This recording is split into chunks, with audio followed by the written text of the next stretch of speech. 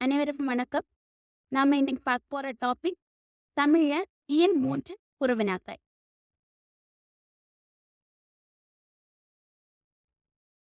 Book தன்மனை சிறுகுறிப்பு எழுதுக.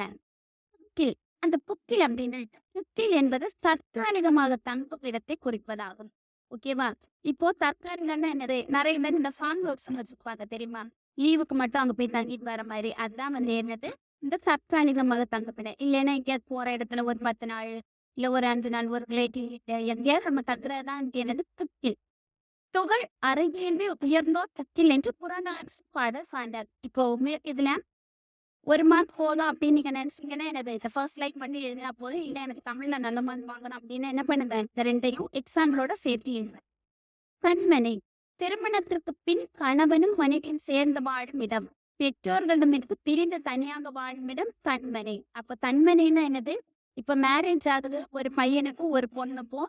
ஓகேவா? அவங்க என்ன பண்றாங்க? 2 பேருமே வந்து அவங்க அப்பா அம்மாவை விட்டுட்டு தனியா இருப்பாங்கல்ல வீடு எடுத்து. அதுதான் வந்து என்னது? தன்மனை.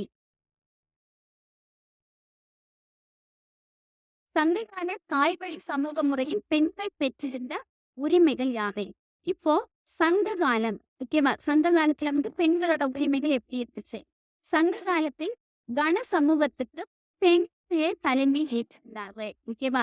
தாய்வழி குடும்பங்களில் பெண்களே குலத்தொடர்ச்சிக்கு உரியவர்களாக இருந்தனர். தாய்வழி சமூக முறையில் குடும்பத்தின் சொத்தும் வளங்களும் பெண்களுக்கே போய் சேர்த்தன. ஓகேவா? இப்ப என்ன ஆகுது? சங்க காலத்துல வந்து பெண்கள் தான் வந்து அந்த குடும்பத்திற்கு அப்ப தலைவிகளா இருந்தாங்க. நம்ம இப்போ ஆண்கள் வீட்ல வந்து பெண்கள் திருமணமாகி போற மாதிரி அன்னைக்கு என்னது பெண்கள் வீட்ல வந்து ஆண்கள் திருமணமாகி போய் இருந்திருக்காங்க. பெண்களுக்கு சொத்து உரிமை மத்த எல்லா உரிமையும் வந்து பெண்களுக்கு தான் இருக்கு. அததான் சொல்லியிருக்காங்க. ஓகேவா? தாய் வழி குடும்பமா இருந்ததுதான் இப்ப வந்து என்னது தந்தை வழி குடும்பமாக மாறி இருக்கு அப்படின்னு சொல்றாங்க.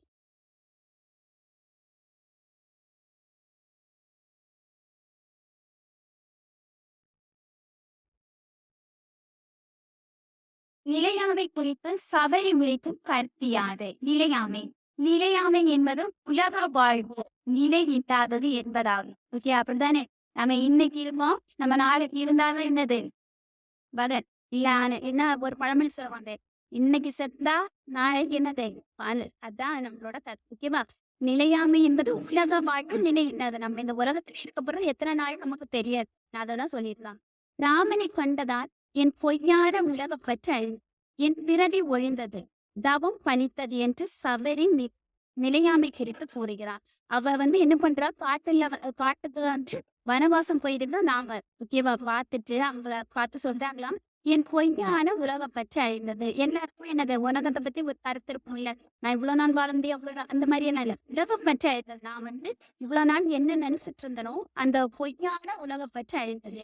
என் பிறவி ஒழிந்தது. இதோட என்னது? என்னோட பிறவி வந்து முடிவடைஞ்சது. தவம் பனித்ததுனால் அவங்க என்ன நினைச்சிருக்காங்க? ராமனுக்கு பார்க்கணும் அப்படின்னு அவங்க மனசுல ஏங்கி இருப்பாங்க.